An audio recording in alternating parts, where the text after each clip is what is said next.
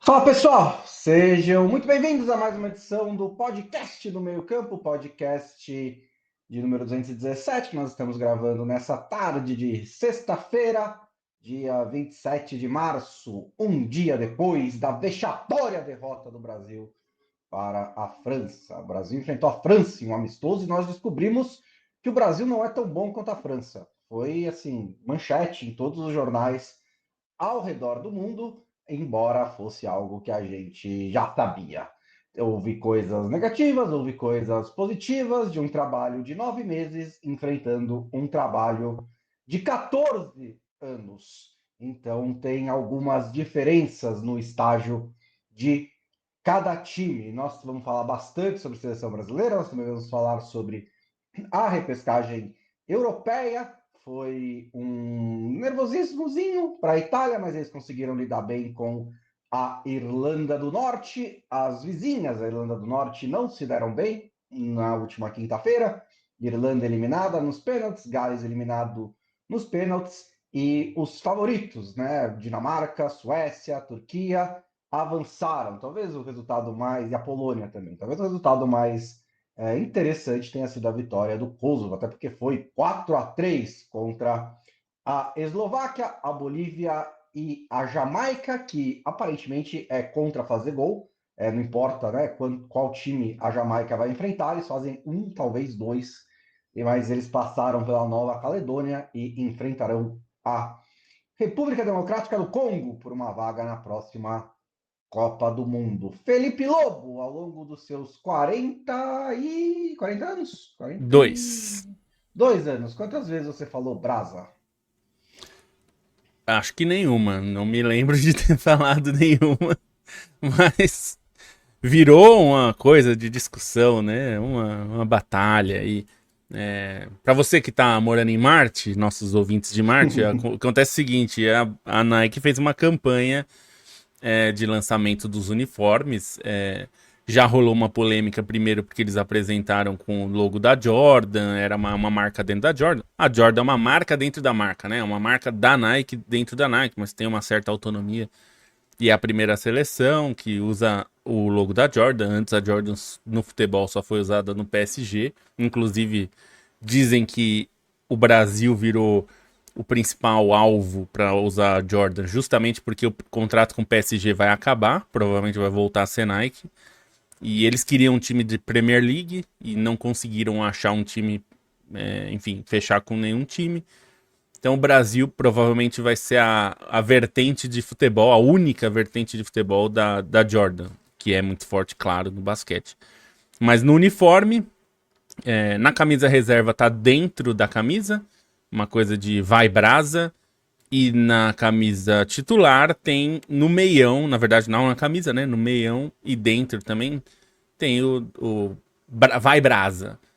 Gerou uma polêmica com as pessoas falando, ninguém fala isso, e meu Deus, que absurdo, a Nike, não sei o que, enfim. É um pouco uma polêmica boba, porque não é um lema de governo, né, galera? Também, não é que ele tem que ser a voz popular, né? Normalmente tema publicitário é para vender coisas, né? Então, e eu entendo que muita gente não goste do Vai Brasa e tudo, não, como a gente falou, não é uma coisa do nosso convívio, né? Não é uma coisa que a gente ouve entre nós, mas assim, eu tava falando aqui com o Bons antes do programa. Se você já assistiu Cazé TV ou qualquer canal de YouTube que seja mais da resenha, né? Esse formato meio resenha de futebol, isso é meio comum, assim, isso se fala do o Brasa e não sei o quê, e até no Sport TV tem narradores, uns narradores um pouco mais soltinhos, que usam, assim, não é... Então não é uma coisa que foi tirada, ninguém inventou isso, e não é, e uma coisa importante, eu falei da Casa TV justamente por isso, porque tem muita cara de paulistano, né, meu? Que fala a K, a Ma, a Fê e o Rô. Mas não, assim, parece, e provavelmente tem uns Faria Limers que falam isso. Mas onde popularizou isso não foi os Faria Limers, foi com essa galera mais da resenha e tal, o Brasa, não sei o quê. Isso, eu só tô explicando isso porque, assim, virou uma coisa que parece que cometeu-se um crime, né? Assim, tá? Nossa, meu Deus do céu. E aí, virou tão uma questão que o Pedro Ivo Almeida, para dar o crédito da ESPN, entrevistou o Samir Chowd, ele tá lá nos Estados Unidos, e o Samir Chowd deu uma entrevista, falou sobre vários assuntos, entre eles, falou sobre isso do Brasa, tá? Se ele viu a polêmica, o que ele achou. E ele, surpreendentemente, ele falou... Eu vi a gente e falou que ele, quando entrou na CBF, encontrou o projeto da camisa vermelha e que barrou, né? E que não é a nossa identidade e tal. E ele considera que o uniforme é sagrado da seleção, aquela coisa. E falou que não vai ter brasa no uniforme. Então, assim, a Nike já apresentou o uniforme, inclusive vestiu ontem o primeiro. Dentro da camisa tem vai brasa, mas é na parte de dentro, né? Assim, é na parte de trás aqui. Então, assim, não é uma coisa que dá pra ver em campo. E no uniforme amarelo, o meião teria o Brasa, em vez de Brasil. No uniforme passado tinha Brasil. E aí, ele falou que não vai ter. Porque não é, enfim, respeitar o uniforme, é Brasil, não é Brasa e tal. Eu entendo isso, se ele achasse isso, mas ele tinha que ter falado isso pra Nike lá quando ele assumiu, né? Tudo bem, os projetos já estavam em andamento quando ele entrou. E imagino que ele não tenha repassado com a Nike todos os detalhes. A gente até contou isso. Para os amigos que não sabem, eu trabalho também no Sport Insider e a gente deu uma matéria lá. O Rodrigo Capello apurou que a camisa foi fechada pelo Edinaldo e era vermelha. E inclusive ele gostou e aprovou e achou linda. Era vermelha e preta. Exatamente esse modelo. Era esse modelo, só que vermelho em vez de azul. E quando o Samir Chowd assumiu, ele que barrou e falou: não é pra ser vermelha, tal, nossa camisa nunca será vermelha e tudo isso. Então, imagino que isso seja uma questão aí, né? Mas enfim, eu só achei que a Nike não deve ter ficado muito feliz, né, Bonsa? Porque Não já, o uniforme deve, já tá pronto, né? não vai também, acho que afetar significativamente uma relação de 30 e poucos anos e que basicamente, né, elevou a Nike a um outro patamar dentro do mercado de materiais esportivos. Então, acho que dá para resolver e acho que a gente tem que começar a se acostumar que a gente tem o primeiro presidente da CBF online, né?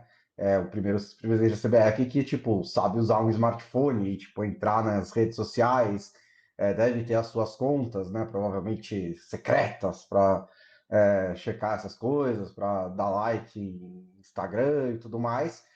Os outros não a repercussão das coisas chegava por telefone sem fio, para um Coronel Nunes, para um Edinaldo Rodrigues, né, para um José Maria Marim. Tipo, imagina dizer para o Marim, tentar explicar para ele o que é Twitter, né? Então acho que é uma diferença de abordagem, né? A gente tem só os lados positivos e lados negativos, né? A gente elogiou algumas medidas desse novo presidente da CBF. Eu tenho absoluta certeza que ele não vai acertar todas e eu só não poderia me importar menos com vai Brasa ou não, assim. Coloca o que você quiser. Primeiro que campanha publicitária se é para existir e se fizerem um referendo, eu voto em não, não tem nenhuma. A França jogou com a gente ontem de verde claro por causa da degradação da metal da Estátua da Liberdade, sabe? Tipo, foda-se, assim. Então, não acho nem um pouquinho importante, mas Acho que a única coisa interessante que eu diria disso é que ele tá ligado, né? Ele tá antenado, ele tá vendo como é que tá a repercussão, o que, de novo, pode ser bom, e pode ser ruim. Ele acertou bastante, né? Ele tem acertado bastante. É que esse Sim, era um caso que eu acho uma bobeira, assim. Eu não gosto do é, Braz, eu não teria feito. Mas, tipo, é uma dividida que não precisava. E até acho que virou meio um cavalo de batalha aí de uma galera pra dizer que isso aí não é futebol raiz. Entra no que a gente vai falar daqui a pouco, né, Bonsa, do jogo. Que é pra aham. falar do Brasil tá tudo ruim. Antigamente era bom. Não temos mais. Antigamente a camisa era bonita. Antigamente era camisa decente. Agora essas palhaçadas. Então, assim, entra tudo nesse caldo. E aí, acho que pra amenizar, né, um pouco a situação, ele resolveu falar isso aí pra. Não, eu vou defender a camisa aqui, galera. Pode ficar tranquilo aí, o Twitter. Não vai ter brasa. O Brasil, a seleção brasileira é uma máquina de engajamento, né, gigantesca, e é por isso que de alguns anos para cá a gente começou a se importar com resultados de amistosos, né? Porque não é nada que não faz nenhuma diferença. Se o Brasil empata o jogo com a França, não é nada, absolutamente nada diferente do que ter perdido, né? O jogo contra, acho que foi o Japão que a gente levou a virada, né? Foi uma das melhores atuações da seleção brasileira no primeiro tempo, no segundo não foi. Então, assim, é tudo teste, é tudo para o Ancelotti, ou para quem quer que seja o técnico da seleção brasileira, preparar o time para a Copa do Mundo. E esse jogo contra a França mostrou coisas boas e coisas ruins. O primeiro tempo foi, obviamente, pior, né? Acho que o Brasil estava com uma proposta de jogo muito clara e que foi muito mal executada. O Brasil queria ligação direta, o Brasil queria contra-ataque, o Brasil queria lançamento. O Casemiro acertou alguns, a gente teve tentativas de passes longos, passes diretos para contra-atacar. Eu acho que é como o Brasil tem que jogar, porque o Brasil, a gente pode falar mais daqui a pouco, não tem exatamente muita qualidade no meio-campo. Então, tem que jogar de uma maneira mais objetiva, de uma maneira mais direta, de uma maneira mais realmente de transição. O problema foram principalmente dois, né? O primeiro é que a pressão do Brasil, horrível, né?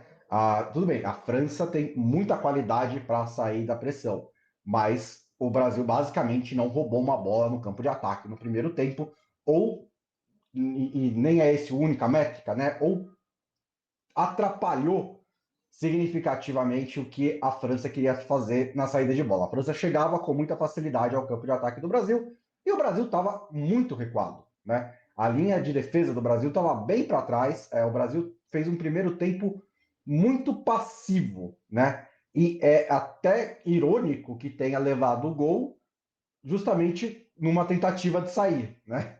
Ele tenta sair e aí a pressão da França funciona. Que aí, essa é uma das questões em relação ao meio-campo.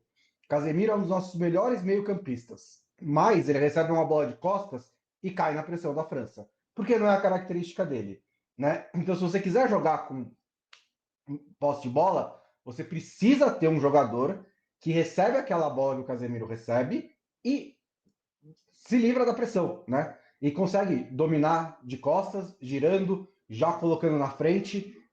O Bruno Guimarães faz um pouco isso, mas não é exatamente a dele. A gente não tem um meia de elite que faz isso como outras seleções têm. Então é por isso que eu acho que a gente tem que jogar num sistema mais direto. Mudou no segundo tempo, né? Melhorou bastante e acho até que é difícil medir exatamente por quê, porque melhorou tão rápido que o Brasil já imediatamente consegue uma expulsão, né? E acho que é bom também dizer, que eu vi um pouco desse discurso de mas o Brasil perdeu na França com um a mais durante todo o segundo tempo. Sim, mas assim, não foi uma expulsão imaculada. A expulsão foi forçada, né? Foi forçada porque o Brasil já estava melhor. Foi forçada porque o Brasil criou uma oportunidade clara e manifesta de gol é, que foi interrompida com falta. Poderia ter sido uma expulsão por idiotice de um atacante no meio-campo, que aí deixa o Brasil numa situação melhor. Não foi o caso. O Brasil criou a expulsão, gerou a expulsão. E aí teve muito mais volume de jogo no segundo tempo.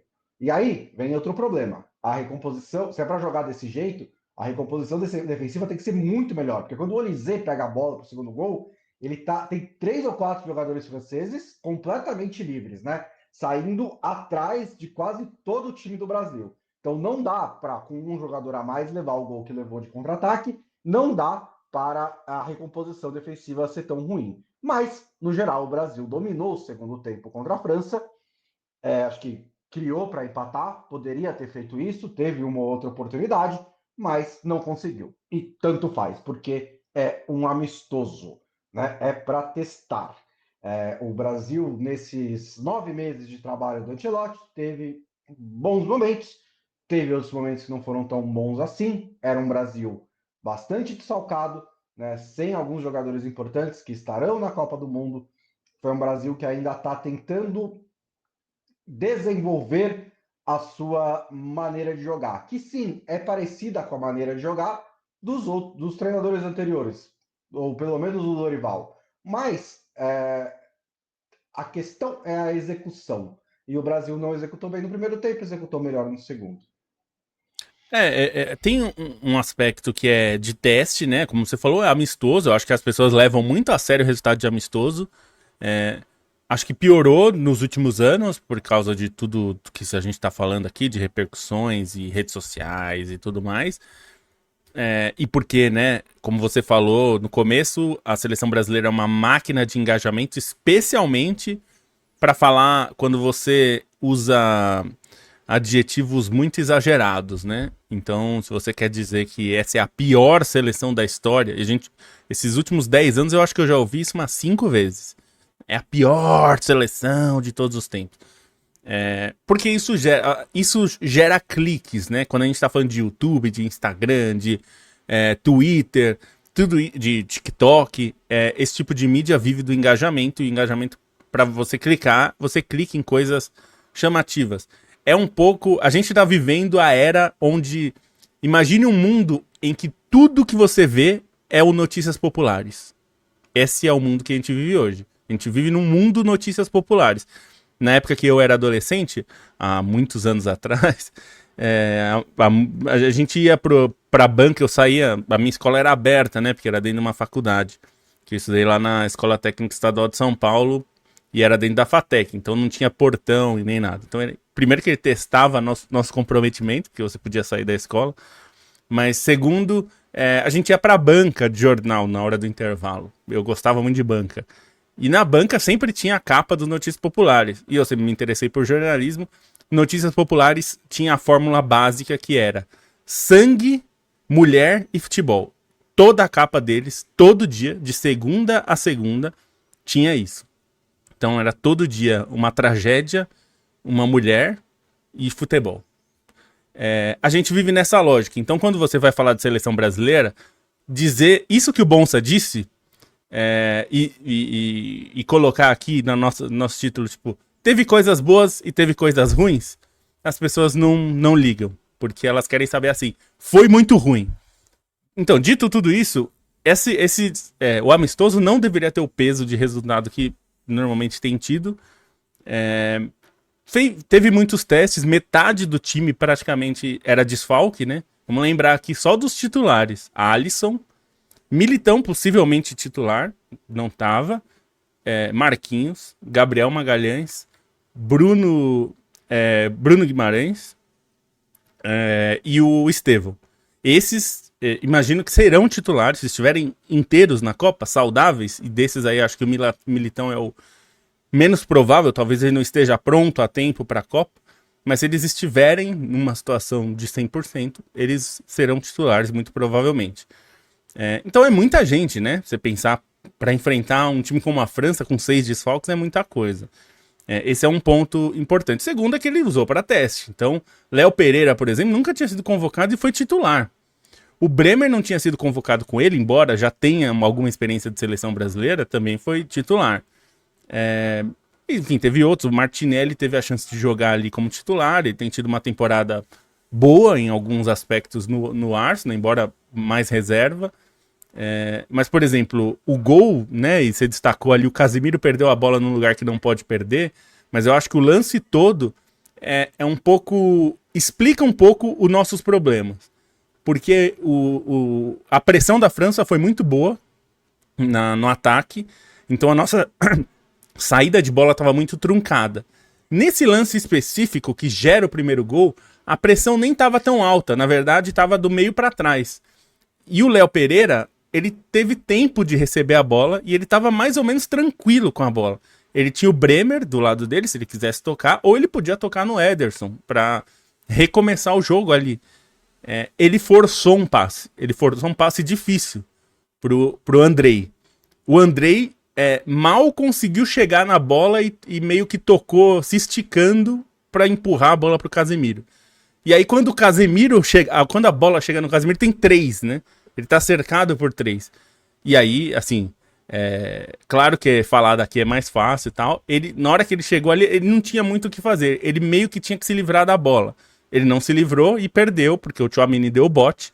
A bola cai no pé do Dembélé. O Dembélé põe o Mbappé pra correr. O Léo Pereira tá mal posicionado, tanto que ele tem que girar o corpo pra correr atrás do Mbappé. Se ele tivesse de frente, ele já perderia na corrida pro Mbappé. Tendo que girar, você vê que ele nem chegou a correr com o Mbappé, porque na hora que ele foi virar pra correr, o Mbappé já tava lá na frente. Então, assim, esse foi um erro, mas é um erro. Eu não quero individualizar, acho que o Léo Pereira errou, mas é um erro que acho que mostra um problema do Brasil, né? Que é isso que você falou, a pressão da França foi boa, a pressão no ataque era muito boa, a nossa saída de bola estava truncada, o Brasil saiu de forma truncada quase o tempo todo, a ponto de ter que, os melhores lances do Brasil são os lançamentos longos. E o Casemiro acertou muitos, acertou acho que 4 de 5 no primeiro tempo. É muita coisa, é um índice muito alto, nem é o padrão. O normal não é acertar tantos lançamentos longos. Não é tão fácil acertar esse tipo de lançamento. Um deles até caiu no pé do Rafinha. E aí entra um outro problema que eu acho que essa seleção tem, e na verdade não só essa, a nossa seleção tem há algum tempo já, que é um problema de autoestima. E eu digo autoestima pelo seguinte, quando o Rafinha recebe a bola do jeito que recebeu naquele lançamento longo do Casemiro no primeiro tempo, é um lance que eu posso, assim, assistindo aos jogos do Barcelona, quem assiste aos jogos do Barcelona, eu imaginei já aquele lance ali, e eu vi vários lances desses. Se é no Camp Nou, ele vira pra dentro e mete no gol. Eu não sei se ele faria o gol, mas ele ia finalizar aquela jogada. E tem uma coisa do time brasileiro que e aqui eu vou tentar não atribuir culpa individual, tá? Mas assim, a gente tá muito acostumado há 14 anos, desde 2011, quando o Brasil sai da Copa de 2010, entra o Mano Menezes e entra uma geração, foi uma renovação meio drástica, né, que foi feita. Entrou o Neymar. Desde aquele momento, existe uma orientação, inicialmente nem era uma orientação, mas foi se tornando, que era o jogo tem que passar pelo Neymar. Tem que passar pelo Neymar o tempo todo. Era na ponta, ele veio pro meio, agora passou a ser pelo meio. E isso, assim, me deu essa sensação muito clara, porque o Rafinha pegou a bola, fez a jogada, e o normal seria ele finalizar a jogada, porque ele tinha um mano a mano ali, que ele partiria pra cima, ou pra ir pra linha de fundo, ou pra ir pra dentro e bater, e ele parou, levantou a cabeça e tentou o passe no meio, né? Procurou alguém no meio. E o time brasileiro parece muito condicionado a procurar o jogador no meio, procurar alguém mais posicionado. Parece que eles sentem muito a coisa de tem que ir lá decidir. E eu tô dizendo, não é assim de pegar e sair sozinho, driblando todo mundo, que não é isso. Mas há alguns momentos que o Vini, por exemplo, recebeu no mano a mano. E que se é no Real Madrid, ele faz a jogada e resolve rápido. Ele pareceu hesitar. O Rafinha hesitou, ele pareceu hesitar. Acho que até o Matheus Cunha foi o que menos hesitou nesse sentido. O Martinelli hesitou. Então eu acho que tem uma questão que isso precisa ser lidado, assim, precisa ser endereçado. O Brasil precisa primeiro ter personalidade para fazer as suas jogadas, e isso também é entrosamento, né? Também é você estar acostumado a jogar. E esse outro ponto que você citou, que eu acho super importante, que é a recomposição. A França também joga nesse esquema 4-2-4 que a gente passou a chamar, né? Mas isso só nos jogos contra times mais fracos. Contra o Brasil, ela meio que vira um 4-3-3 ou 4-2-3-1. Né? Ela muda um pouco o jeito de jogar. Quando é contra uma seleção fraca, ela coloca 4 atacantes mesmo. Como foi contra o Brasil, ficou Tchouaméni e Rabiot ali no mais centralizados, mas o Olise voltava um pouco também, enfim. Mas aí é de posicionamento e função, né? Porque esse que é o Sim, ponto, não sim. é? Em nomes, a França também entrou com um 4-2-4 que Sim, todo é mundo verdade. odeia. É verdade. É só uma questão de como você posiciona os jogadores e o que você pede para eles fazerem.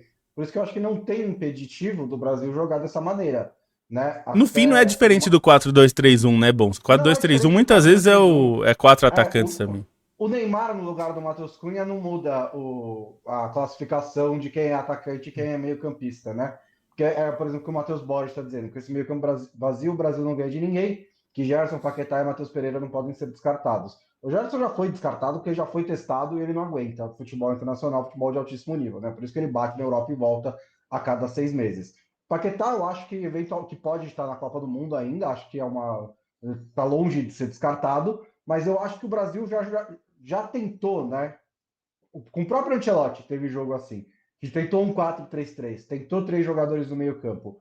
Eu acho que a questão é que os melhores jogadores do Brasil estão no ataque, em comparação com o meio-campo. Então, se você coloca o Paquetá, que é muito bom jogador, no meio-campo, você tem que necessariamente não escalar talvez o Endrick, talvez o Estevão, porque o Rafinha e o Vinícius Júnior vão jogar, né? Então tem as outras vagas, você vai ter que tirar um que eu acho que é um jogador que pode ser mais talentoso do que o Paquetá. Então é esse tipo de equilíbrio que você tem que fazer na formação do seu time, né? O Brasil não tem, até gente, também vi gente cobrando Marco Antônio, jogadores que estão aqui no Brasil que são bons, mas assim, gente, pega um jogo da Espanha, da última Eurocopa, olha como o meio-campo da Espanha janta os jogadores na pressão, janta os jogadores da intensidade, recupera a bola e já começa o seu ataque com a intensidade, com a velocidade, com a força.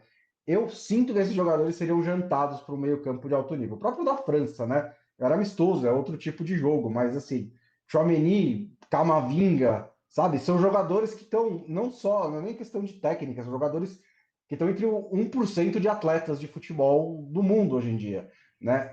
É outra proposta. Eu acho que, de novo, o Brasil não tem o meia de elite que vai ser pressionado por esses jogadores e que vai conseguir fazer a jogada. Então, é melhor buscar alternativas. Em relação ao Rafinha, tem o Rafinha e tem o Vinícius Júnior, né? O Vinícius Júnior é um problema já de tempos e tempos. E o Rafinha também realmente não tem repetido as atuações. Eu acho que são dois casos diferentes do Vinícius e do Rafinha. E eu acho que não é uma questão de jogador de seleção, jogador de clube. Não, não é exatamente isso. É que, no caso, eu acho que talvez isso seja um pouco o Vinícius, mas no caso específico do Rafinha, é de esquema, é de sistema. É um caso de sistema. O Rafinha merece todos os elogios pelo seu último ano e meio. Ele estava prestes a ser negociado pelo Barcelona. O Barcelona queria mandar ele embora e contratar o Nico Williams. Esse era o plano do Barcelona, antes do Hansi Flick chegar. O Hansi Flick chegou e, méritos dele, méritos do Rafinha. Eu não acho que o esquema foi montado para tirar o melhor do Rafinha, mas o esquema tirou o melhor do Rafinha. O jeito como o Barcelona joga tirou o melhor do Rafinha. Esse 1 ano e meio do Rafinha, em que ele é um dos melhores jogadores do mundo e tem números de melhor jogador do mundo, são um ponto fora da curva na carreira dele. Ele sempre foi muito bom, sempre foi de muito bom para ótimo, mas ele nunca, quando ele estava no Leeds, ou mesmo quando ele chegou ao Barcelona, alguém colocava ele na conversa de melhor jogador do mundo. Então, a questão quando você transfere para a seleção brasileira, não é que ele não tem personalidade, não é que ele, tipo, refuga, pode ser um outro lance, mas é que ele é o Rafinha de antes, né? Porque ele não está dentro do que potencializa, do ambiente que potencializa as suas qualidades. A linha de defesa do Barcelona joga 3 quarteirões à frente da linha de defesa do Brasil. O Rafinha tem brilhado atacando espaço em piques curtos, porque o Barcelona recupera a bola já no campo de ataque, aparecendo, recebendo a bola e finalizando. Parece receber a bola e finaliza. ou dar um passe, dar uma assistência. Mas é esse o tipo de jogo que tem feito o Rafinha ser valorizado. Então, a questão é, o Ancelotti pode ser que tenha outro esquema que o Ancelotti encontra que também tira um bom futebol do Rafinha. Mas é exatamente desse jeito, eu não acho que o Brasil vai querer jogar, porque é extremamente arriscado, mas o Rafinha eu acho que é isso. O Vinícius, eu sinto que tem alguma questão que não está pegando. Né? Eu acho que ele também é um jogador que ele depende menos de sistema do que o Rafinha. A gente já viu o Vinícius brilhar com mais de um treinador, não com vários também, porque ele não teve tantos assim na carreira dele, mas com mais de um treinador, né, inclusive com o Ancelotti. Ele é um jogador que precisa de um pouco mais de espaço, precisa de um pouco mais de transição, de ataque em velocidade, né? Porque quando ele recebe a bola no posicional com o time postado e você dobra o Vinícius, não é só o Vinícius, né? Não tem, é muito difícil, né? Você realmente criar uma jogada ali. Então você precisa colocar o Vinícius em boas situações, pelo menos no mano a mano, para ele conseguir ser efetivo. O Ancelotti sabe melhor do que ninguém sobre isso, porque o Ancelotti tirou o melhor futebol do Vinícius até agora. Então, assim, tá tranquilo. Não é que tá tranquilo, mas eu imagino que o Ancelotti saiba que existe um problema e eu acho que ele é a pessoa mais qualificada para resolver o problema do Vinícius Júnior. Se o Ancelotti não consegue, que é o treinador que treinou o Vinícius Júnior, tirou o melhor do Vinícius Júnior, se ele não consegue pegar um time com o Vinícius Júnior como principal jogador e camisa 10 e falar, Vinícius, você precisa, né? Eu sinto que mais ninguém vai conseguir. Eu também acho. E, assim, o Vinícius, evidentemente, a atuação que ele teve não pode ter. Assim, um jogador dessa qualidade não pode ter. Ele é um jogador que ele erra muitos lances. Ele erra muito no Real Madrid também. Porque ele é um jogador que arrisca muitos lances, né? O normal do jogo dele é pegar a bola e tentar muitos dribles. Dribles é uma jogada arriscada. Você tem que tentar passar pelo adversário. Ele perde muita bola. É que a diferença é que ele acerta muitos no Real Madrid. E no Brasil ele não tá acertando. Tem uma coisa que assim, o Ancelotti tá replicando algo, né, Bonsa, que a gente falou lá quando ele foi contratado, que poderia ser que ele tentasse, e ele tá tentando, que é replicar o que ele fez no Real Madrid quando o Mbappé chegou. Quando o Mbappé chegou, tinha um problema. Vinícius e Mbappé jogam na mesma posição. O que ele fez? Vinícius e Mbappé viraram jogadores centralizados, dois atacantes, e ele se defendia no 4-4-2, né? Era um 4-2-4 com a bola. E a gente até já falou, né? No Brasil vai até além disso, né? Porque é meio que 2-3-5, né? No mundo ideal, quando as coisas estão funcionando como o Ancelotti pareceu querer funcionar, seria um dos laterais fecha com os zagueiros, o outro lateral fecha com o Casimiro para fechar o meio, e aí o Bruno Guimarães se junta, né? Faz essa ligação mais pro ataque para ter um bloco ofensivo muito forte. Isso pareceu ser o que ele fazia. Tem similaridades com o que ele fazia no Real Madrid, que ele pegava o Bellingham para fechar um lado, e muitas vezes o Valverde ou o Brahim Dias ou alguns outros, mas principalmente o Valverde ele usou muito como um ponta, né? Que aí sem a bola ele virava um jogador de lado de campo fechando. O Valverde até voltou a fazer isso agora com a Arbeloa, que deve ter visto isso bastante com o Ancelotti. Muitas vezes ele tem defendido assim, se você prestar atenção. Só que a diferença é que o Valverde, marcando, ele é um leão, né? Ele é um monstro marcando. Ele é muito bom, tem atacado, tem feito muitos gols. Mas isso criava um certo equilíbrio. Tirou um pouco do melhor do Bellingham, por exemplo. O Bellingham brilhava antes porque ele tinha uma liberdade de ser quase um segundo atacante. Com a chegada do Mbappé, isso acabou. Foi ruim pro Bellingham, mas foi bom pro Mbappé e pro Vinícius Júnior. Né? Então eu imagino, pela formação, principalmente sem a bola, que a sensação era essa. O que eu acho que piorou ontem, nesse jogo contra a França, foi que com a entrada do Martinelli, o Rafinha foi pro lado direito e o Martinelli jogou do lado esquerdo, que é o lado preferido dele. Mas o Rafinha normalmente tem jogado do lado esquerdo, não só no Barcelona, né? Que o Yamal joga na direita, mas na seleção também, porque o Estevão joga na direita no Brasil. E eu acho que piorou fazer isso, porque O Rafinha tava fazendo essa função bem, tá mais acostumado a fazer ali pelo lado esquerdo, e eu acho que até rende melhor do lado esquerdo, porque com esse tipo de lance, o Brasil gosta muito de transição, né? E isso é histórico, né, bom? Eu defendo isso há muito tempo, assim, o Brasil é um time de transição rápida. A nossa escola brasileira de futebol é muito mais a transição do que manutenção de posse de bola.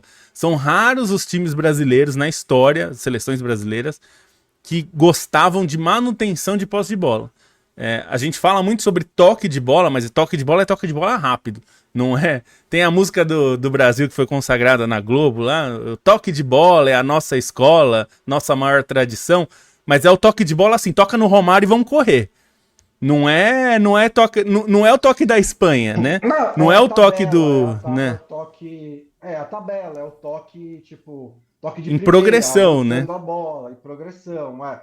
Tanto que quando você tinha umzinho que cozinhava a bola, ele era enceradeira, né? Porque Pois é. esse é o outro tipo de posse. Alguém colocou no Twitter, eu não sei se é verdade ou não, mas que o Brasil não domina a posse de bola desde 70 nas Copas do Mundo.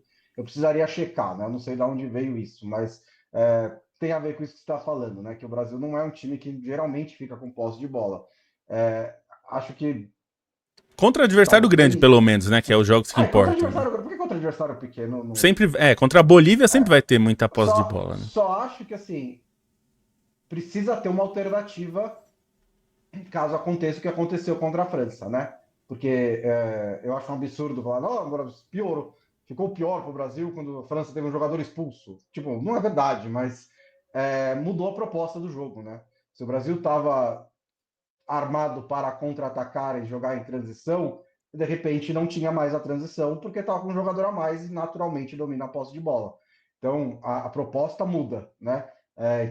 E mesmo que não seja o plano A, o Brasil precisa ter um plano B, porque, primeiro, como você disse, vai ter os times menores vão todos se fechar contra o Brasil. Então você tem O que Haiti saber. não vai jogar aberto, né? Não vai. Você tem que saber jogar dessa maneira também. E segundo, às vezes mesmo, você pode pegar um time que você espera que você vai ter 40% de posse de bola, e ele tem um jogador expulso, ou ele mesmo tenta te surpreender e recua e fala, vamos lá agora, vamos fazer A vamos França fez brincar de isso na estreia. Copa, né? Na Copa Pois é, passada, algumas exatamente. vezes.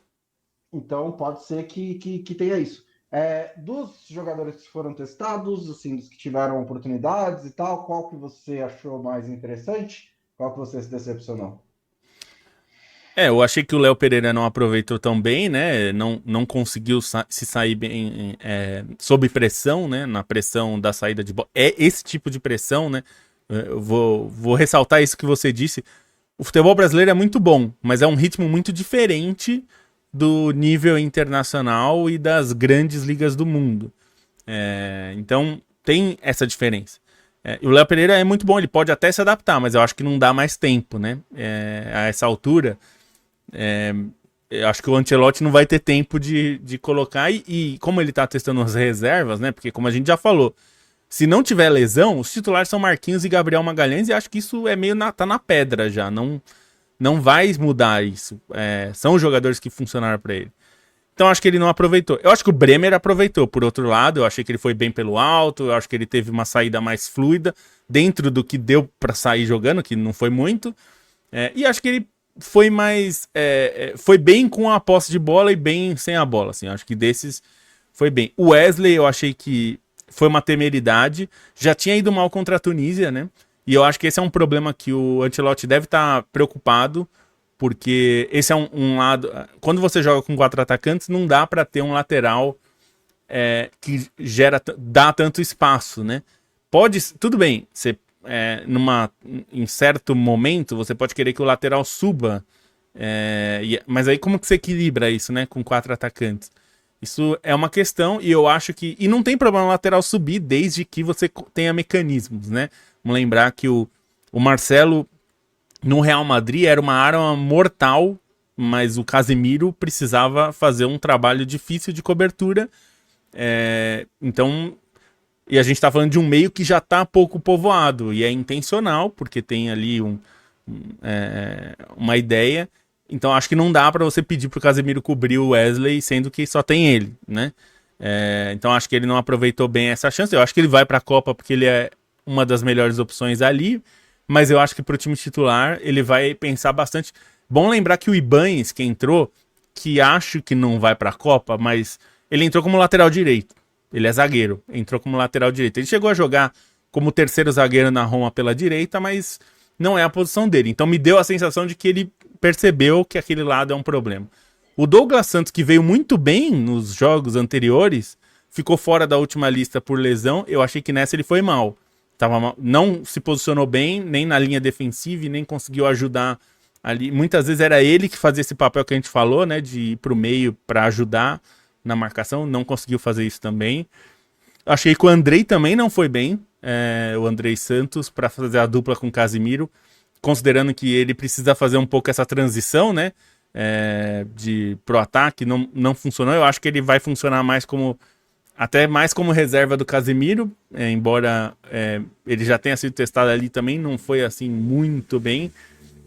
E também não achei um bom jogo do Martinelli nesse sentido. Então esses que são os testados, eu achei que não foram bem. O Danilo, eu achei que entrou muito bem. O Danilo do Botafogo, né? O Danilo Santos, né? Apareceu na camisa dele, porque tem o outro Danilo do Flamengo. Eu achei que ele entrou bem no meio-campo, inclusive me despertou aquela sensação de e se tiver numa situação que você precisa de mais meio-campo, deixar Casimiro, Bruno Guimarães e Danilo, né? Porque assim, e essa é uma discussão que a gente já teve, né, bom? Porque eu ouvi muito ontem. Cadê o 10? O Brasil não tem 10. E essa é uma coisa que, assim, quem é o 10 da França, né? Porque a gente fala como se fosse uma coisa assim, o Brasil não tem, e como se tivesse. E o 10 da França quem era? Era o Olise? O Olise não é um 10, né? Não é exatamente esse 10 que as pessoas idealizam, né? Ele é mais ponta hoje em dia. Acho até no Palace e antes jogava mais de 10. No primeiro semestre, alguns jogos que o Musiala estava machucado, ele jogou de 10, jogou por dentro, né? De 10, assim, de 10, enfim, ele jogou por dentro. Ele jogou como meio atacante, ele jogou, né, como um jogo, saiu da ponta e foi centralizado. Ele é meio 10. Sinceramente, o 10 da França, assim, mais próximo é o Rabiot, que é o que tem essa característica mais ou menos ali. Ele não é 10, mas ele é o cara que tem mais ali um papelzinho de armação no meio-campo, né? O 10 era o Griezmann antes, ele saiu da seleção, né? Mas ele fazia esse papel de ser o organizador, né? O armador da França. Então, acho que esse é um ponto, né? A armação é um pouco diferente hoje, né? Muitas vezes você precisa do 8 ser 10 e o 10 tá mais à frente, né? Tá meio como um ponta de lança, né? Mesmo o Neymar, que muita gente defende como um 10, né? Ele não é um 10 clássico que as pessoas imaginam, ele é um atacante, né? Ele é um atacante que arma o jogo, mas é um atacante, né? Então, é um pouco o papel que o Cunha fez e que às vezes o Rafinha faz e que às vezes até o Vinícius recua para fazer. Nesse jogo não, mas às vezes até ele faz também, mas não é o melhor deles, né? O Cunha até tem feito bem esse papel no United, né? De recuado com um centroavante e tal, mas é um pouco esse aspecto. Então acho que que eu imagino que ele não pense em fazer isso pelo mesmo motivo que ele não fazia no Real Madrid.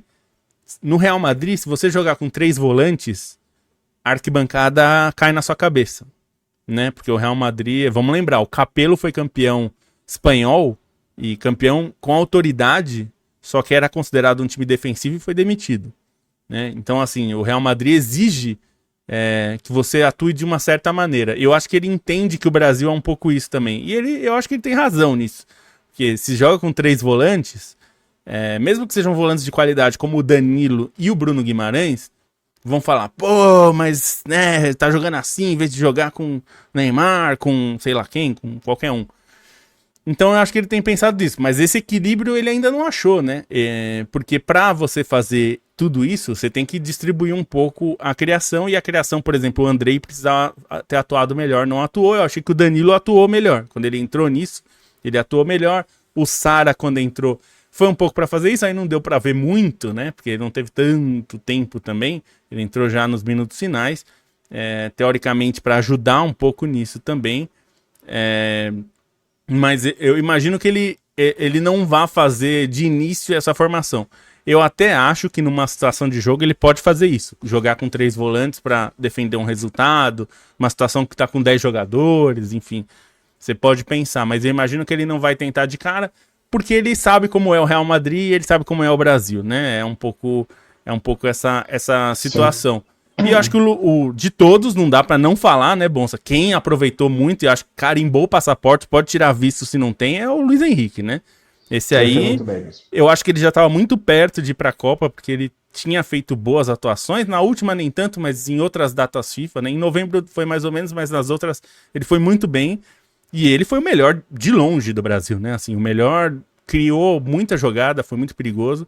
Acho que ele tá carimbado para ir pra Copa. Não sei se para brigar pelo time titular, pelo menos de cara, mas certamente vai ser um cara que vai estar ali se o Vini chegar assim na Copa, é capaz de ele cair pro banco e o Luiz Henrique entrar no lugar dele. É que eu acho que o Ancelotti vai insistir com o Vini pelo menos até o começo da Copa, né? Porque ele sabe quem é o Vini, conhece o Vini. Pode ser que perca. Na Copa você tem que ser meio implacável, né? Na Copa, quem não tá bem tem que sair, porque não dá tempo de melhorar. Mas eu acho que até a Copa vai ser isso. E o Igor Thiago acho que não dá pra avaliar, né? Você também entrou com pouquíssimo tempo, mal tocou na bola, porque o Brasil não construiu nada pra um atacante ali. Então acho que dos que entraram. E o João Pedro foi mal. Acho que pra fechar todos. Sim, que a gente fale da possibilidade do Vini chegar na Copa do Mundo e ser barrado. O que eu não acho que vai acontecer, mas pode, né? Pelo que ele está jogando, é uma possibilidade, é um sinal bem ruim das coisas, né? Porque para ele ser a liderança técnica da seleção brasileira, para ele ser o craque da seleção, para ele ser o jogador que assume a responsabilidade, e não foi esse jogo, né? É por isso até que eu até acho que tenho usado um tom parecido, né? A gente justifica menos, né? Porque não é de agora. Não foi tipo, teve um jogo ruim contra a França, que se fechou ali atrás. O Vinícius tem tido raros momentos de protagonismo na seleção brasileira e isso é um problema, né? E o Ancelotti vai ter que dar um jeito de lidar com isso. E eu só, para fechar o assunto de seleção brasileira, que talvez seja a coisa mais importante, se o Vinícius Júnior jogar tudo que pode pela seleção brasileira, o Rafinha também, e todos os jogadores, os melhores brasileiros disponíveis, num time extremamente bem organizado, ainda é possível que o Brasil perca para a França, porque a França tem um time melhor, né? Então acho que isso é uma coisa que a gente tem que aceitar. Eu acho que em outras seleções dá para discutir bastante, dá para achar que o Brasil tem um time mais qualificado, beleza. Até com seleções que eu considero mais qualificadas do que a brasileira, como a espanhola, por exemplo. Mas ali tem discussão. Acho que a França não tem, né? A França tem jogadores melhores que o Brasil. Então, se tudo der certo, se o Brasil tiver 100% em todos os aspectos contra a França, e a França também estiver, é provável que a gente perca. Então, por isso, o discurso em torno do resultado é absurdo, né? Com desfalcados, a gente fez um bom jogo contra a França, perdeu por 2-1, quase empatando. Aqui que a máquina de engajamento, né, da seleção brasileira, ela vai, a mesma pessoa, né?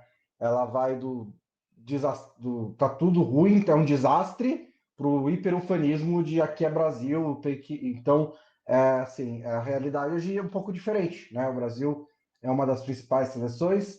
Se o Brasil chega hoje em dia, digamos que o Ancelotti não tivesse acabado de chegar, ele tivesse, não precisa estar 14 anos, mas há 6 anos na seleção brasileira, e o trabalho está tinindo. O Brasil é um dos favoritos para conquistar a Copa do Mundo. Ele não é o principal favorito. Então, acho que essa é uma realidade que a gente tem que aceitar e uma premissa que a gente tem que aceitar para fazer qualquer análise da seleção brasileira. Porque se a premissa for o Brasil é o melhor time do mundo, por que não está jogando como o melhor time do mundo? O problema aí é de premissa. É verdade. Eu acho que é. Assim, hoje, e na verdade, eu acho que até individualmente a França é melhor, coletivamente é muito melhor. Aí não dá nem pra comparar. individualmente é um pouco melhor, mas não acho que é uma distância muito grande também, se a gente pensar, né? Acho que a gente tem bons jogadores, tem jogadores. Por exemplo, o Olise talvez seja o jogador em melhor fase no ataque, mas a gente tem o Rafinha e o Vini muito bem também. Aí você tem o Casimiro, voltou a ser um dos melhores. Eu tava lendo no The Athletic hoje, tem inglês perguntando se ele vai reverter a decisão do Manchester United que eu não sei se foi do Manchester United ou em conjunto, tá? Que ele vai sair, né, ao final da temporada, vai acabar o contrato dele. E já estão falando de, não sei se dá para substituir o Casimiro, porque ele tá sendo um dos melhores da temporada também do United. Eu diria que é o segundo melhor, se não é melhor que o Bruno Fernandes, que é um craque monstro do Manchester United, né? Leva esse time nas costas. Então, assim, acho que tem bom jogador. O Brasil tem bons jogadores, tem muitos nomes bons, mas não tem conjunto. Não tem um trabalho de 14 anos. E tem outros times que eu acho que tem times muito bons. Você tem Portugal e Espanha, para pegar dois que serão sede da próxima Copa. A Espanha, como você falou do meio-campo, é o contrário do Brasil, né? Eu acho que a Espanha tem alguns atacantes. Tem o Yamal, que é um dos melhores do mundo, mas o resto, nenhum jogador jogaria na seleção brasileira, no ataque. Tô falando só do ataque. Assim, acho difícil. No Talvez mínimo. o Nico Williams. Nico Williams, talvez, mas é uma posição que a gente tem muitos, né? Assim, ponta é onde o Brasil mais tem jogadores, né? Assim, tem o Estevão, que é mais ou menos da mesma posição, você tem o próprio Rafinha, enfim, que é da posição. Você tem jogadores. Eu acho que tem Assim, disputa. depende muito, assim, sei lá, Dani Olmo ou Matheus Cunha. Talvez eu pegue o Olmo, mas a diferença é pequena. É pequena, então, A acho que tem diferença é pequena, não é disputa, uma tem grande. disputa. Agora, no meio campo não tem disputa, né? Não Se a gente tem. pegar, eu tava olhando o meio campo da Espanha para não falar de cabeça, mas aí, enfim, Rodri, Pedri e Zubimendi. Rodri e Pedri seriam titulares, assim, tranquilamente no Brasil. O Pedri acho que seria em qualquer lugar do mundo, na verdade, né? Acho que ele é um dos melhores dessa posição, o melhor 8 do mundo, eu acho. Mas aí você pega o Barcelona, a gente falou de meio campo e o Rafinha e tudo mais. O Barcelona joga com meio campo que tem Bernal, Pedri e Fermín Lopes. 3 jogadores, inclusive o Pedri não é da base, mas é jovem e 2 outros são da base. Mas jogadores que é uma intensidade. Nenhum deles é fisicamente um cavalo, assim, de grande, forte, né? É o contrário. São jogadores até que não são super fortões, assim, né? Bem a escola do Barcelona. Só que eles são mordedores, né? Sim, são jogadores que o meio-campo mastiga o adversário se deixar, né? E fica mastigando com a bola também, né? Porque fica com a bola e fica fazendo o adversário sofrer. O Brasil não tem isso. Não, e Fabian Ruiz, é espanhol Fabian também, Ruiz. que come a bola no meio campo do PSG. A gente não sabe o que vai ser o Gavi no futuro, porque infelizmente ele sofreu muito com problemas físicos. Mas ele é alguém também que, quando estava surgindo, estava no patamar do Pedri, né? De qualidade ele tem muita. Esse é só um jogador que a Espanha nem conta porque ele tem machucado muito, né? Mas é uma profundidade assim fora do comum. Acho que realmente é um pouco equivalente mesmo com jogadores de ataque que o Brasil tem. Acho que a Espanha tem num setor que para mim é mais importante. Então acho que também Então. ajudaria. E eles têm uma identidade, né? Também tem isso. Não é Tem. só que eles têm. Não é acaso que a Espanha tem muito meia. A Espanha forma meia. A Espanha faz isso meio que com propósito, né? E é um estilo de jogo da Espanha que não é igual o tempo inteiro, desde o título da Euro de 2008, mas tem meio que a mesma base, né? Teve times que foram campeões bem mais devagar, bem mais sonolentos, e times mais intensos, como esse de agora, do De La Fuente, do Luiz Henrique, mas é meio que uma ideia que percorre a seleção espanhola há vários anos. E os clubes formam jogadores para essa ideia, né? Então tem uma coisa junto com a outra, né? A Espanha, é, depois do ocaso da sua geração dourada, campeã e tal, ela conseguiu construir um piso que assim, mesmo em momentos antes da gente descobrir o Yamal, antes do Nico Williams explodir, antes de Pedro e Gavi, a gente olhava e falava, olha, tem um monte de bom jogador aqui, mas nada demais. Mas eles jogavam coletivamente muito bem. Então isso também é uma das forças da Espanha, mas o Brasil não necessariamente tem. Então, aí, por isso mesmo que eu concordo muito com você que o Brasil precisa saber como jogar. Porque se quiser jogar É, como a Espanha, vai ser um massacre, a gente vai sofrer. Se quiser jogar em transição rápida, a gente tem muito jogador para fazer isso e precisa saber como fazer isso, principalmente defender isso, né? Porque vai perder a bola e vai precisar se virar sem isso. Eu acho que vai ser interessante ver contra a Croácia e, de novo, esqueça o resultado, assim. Acho que o resultado só se torna importante se ele é um sintoma de uma coisa muito grave, assim, sei lá, você tomou 4 gols por causa do mesmo erro, né? Aí, assim, e mesmo assim o resultado é menos importante que bom, você tem um erro aqui que você precisa resolver. A gente falou da pressão, a gente falou que a pressão tá ruim, tá mal feita, a gente falou da saída de bola truncada, então a pressão que a gente sofre defensivamente o Brasil não tá sabendo sair. Tem esses problemas e tem a questão individual que os jogadores precisam ter um outro tipo de comportamento e tudo mais também faz parte. Não só não pode cair nas bobeiras de os caras não ligam, porque, como eu sempre falo, você nunca vê, é muito raro, não vou dizer nunca, tem um ou dois que alguém vai lembrar. É, mas tem muito. Você não vê jogador se aposentar da seleção brasileira. Você não vê. Isso não acontece no Brasil. Eu acho que o Brasil tem uma relação com a seleção, os jogadores, muito até maior do que em outras seleções. Existe um tipo de. A gente valoriza muito. Os nossos técnicos, os melhores, vão para a seleção quando a gente tem os melhores técnicos. E então, assim, acho que é só a gente não cair nessa bobeira de pedir raça para os jogadores, né? Que acho que não é exatamente esse o problema. Todos esses caras, eu tenho certeza que todos os convocados, todos, e os que não estão também, todos esses caras sonharam com jogar a Copa. Todos. Então, assim, você dizer que esses caras não sentem o jogo ou não se importam, não é verdade. Agora, eles precisam saber como lidar. E tem um problema que o Brasil ficou 14 anos trabalhando com um jogador que centralizava muito o jogo. Primeiro, porque ele é um craque, super craque, que era o Neymar. E segundo, porque era a característica dele. O Neymar, às vezes, até estragando é uma palavra forte. Às vezes até saindo do posicionamento dele e tirando, mexendo taticamente no time, ele ia buscar a bola. Em 2022 a gente viu. Ele buscava a bola, às vezes, lá na linha de volante. Nem sempre isso é bom. Às vezes isso é bom, mas nem sempre isso é bom. E o Brasil precisa é, se desacostumar de ter um cara que centraliza o jogo. A bola não vai passar sempre pelo Vinícius. No Real Madrid não é assim. A bola não passa o tempo todo pelo Vinícius. Aliás, não passa por ninguém o tempo todo, nem pelo Mbappé.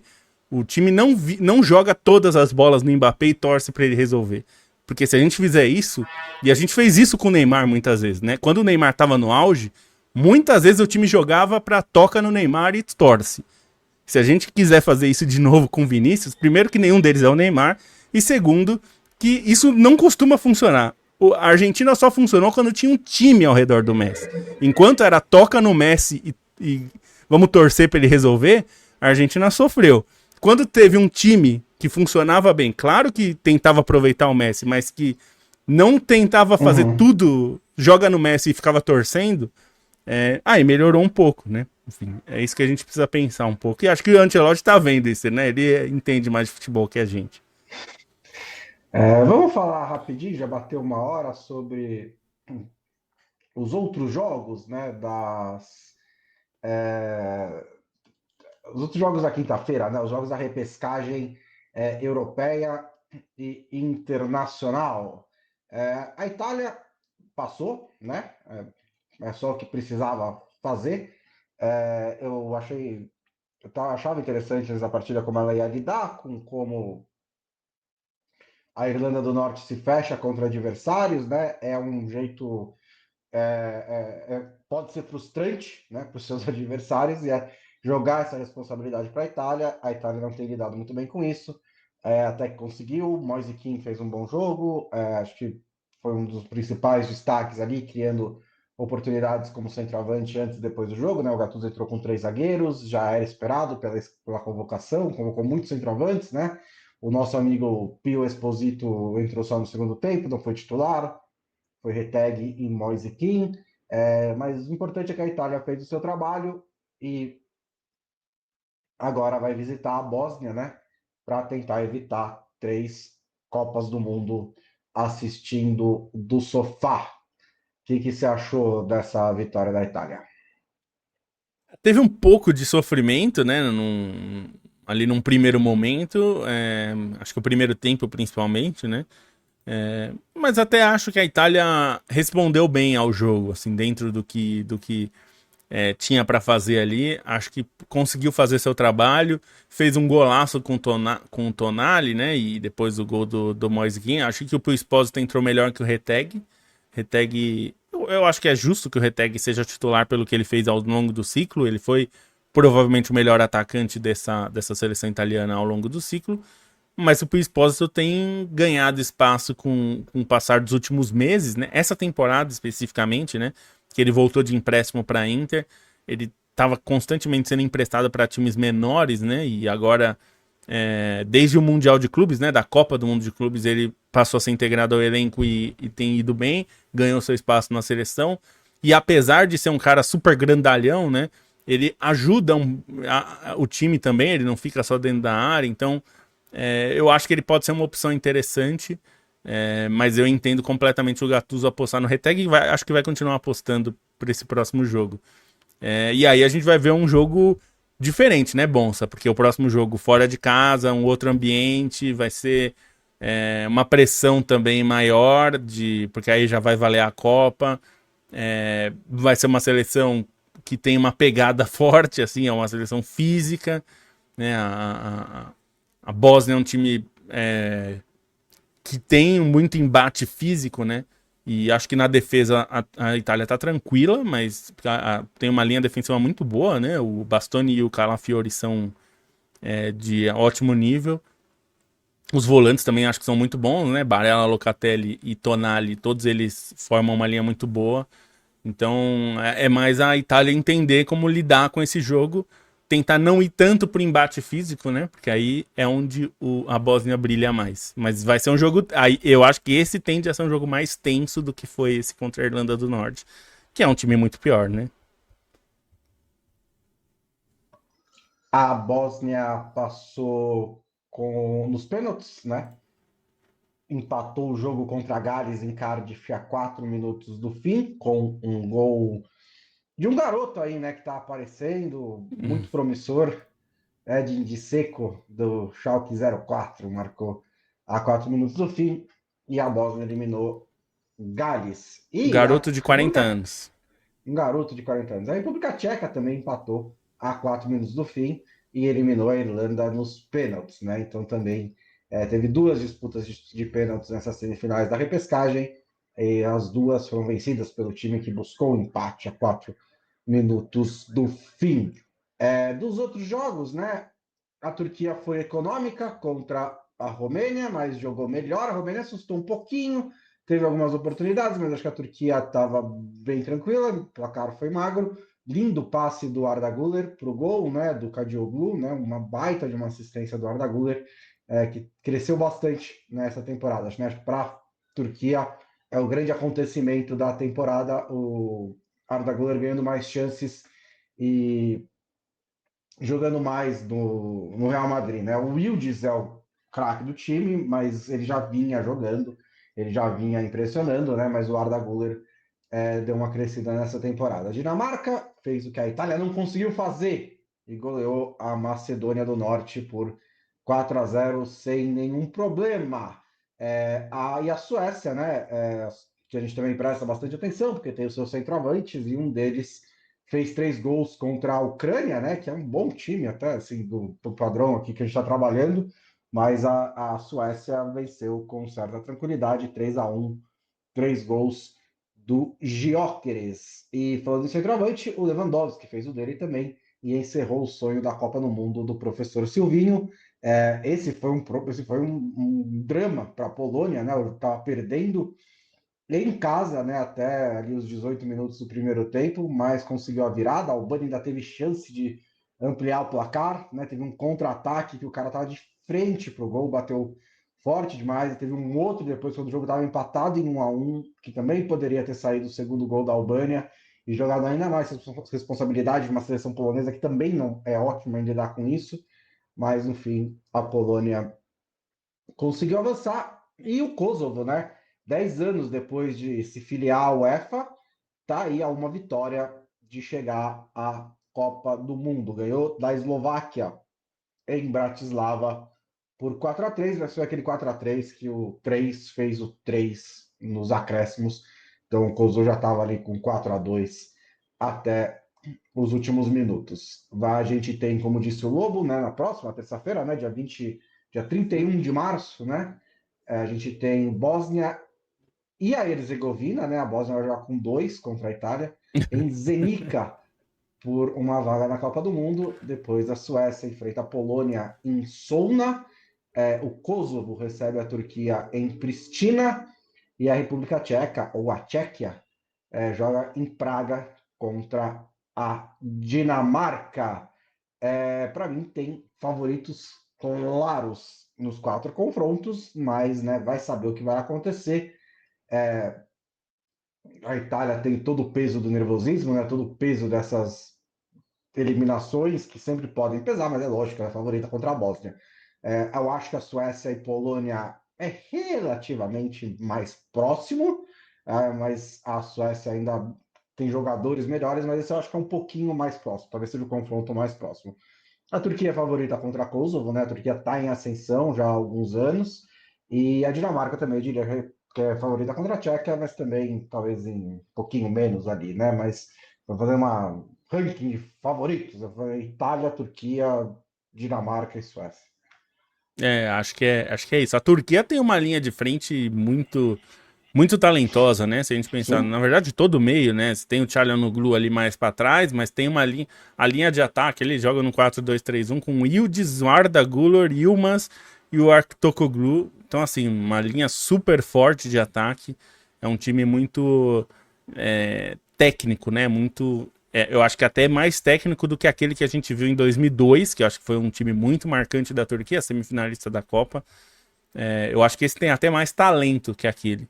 Mas claro que a história não premia só quem tem talento, tem que chegar na Copa primeiro e depois fazer uma boa Copa. Mas eu gosto muito desse time da Turquia. Eu acho que é um time que tem potencial para fazer bonito na Copa. Em Guadalupe, a Bolívia também tem uma sofridinha contra a Suriname, né? Até no primeiro tempo também, Suriname teve várias oportunidades, teve as melhores oportunidades, né? Principalmente com o Pirou, Joel Pirou, né? Que é o atacante do Leeds, que era holandês e agora não é mais. Ele mudou a cidadania, ele ainda tô brincando, né? Ele mudou a cidadania no futebol internacional para defender a seleção do Suriname. Causou bastante problema para a defesa da Bolívia, mas a Bolívia conseguiu a virada no segundo tempo e vai enfrentar o Iraque, também na terça-feira, também em Guadalupe. E em Zapopan, que é lá na região de Guadalajara, né? A Nova Caledônia perdeu da Jamaica por apenas 1-0. Né? A Nova Caledônia, lembrando, né, é o time que sempre perdia da Nova Zelândia, que é o time que sempre perdia de todos os outros times. Só que agora a Nova Zelândia ganhou as eliminatórias da Oceania, então foi direto para a Copa do Mundo, porque tem vaga para todo mundo. Aí agora é a Nova Caledônia que vai brigar, não sei se vai ser sempre, né, mas é a Nova Caledônia que apareceu como a representante da Oceania na repescagem. E a Jamaica ganhou por só 1-0. Agora vai enfrentar a República Democrática do Congo. Eu acho que a República Democrática do Congo está bem tranquila para esse jogo, considerando o que a Jamaica, mesmo nas eliminatórias da CONCACAF, né, não brigou, teve até a chance, mas não foi tão bem.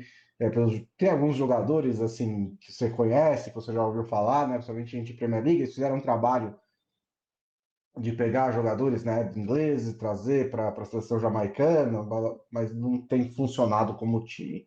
Iraque e Bolívia, também acho que o Iraque parece favorito, né? Mas aí eu acho que é um pouquinho mais próximo.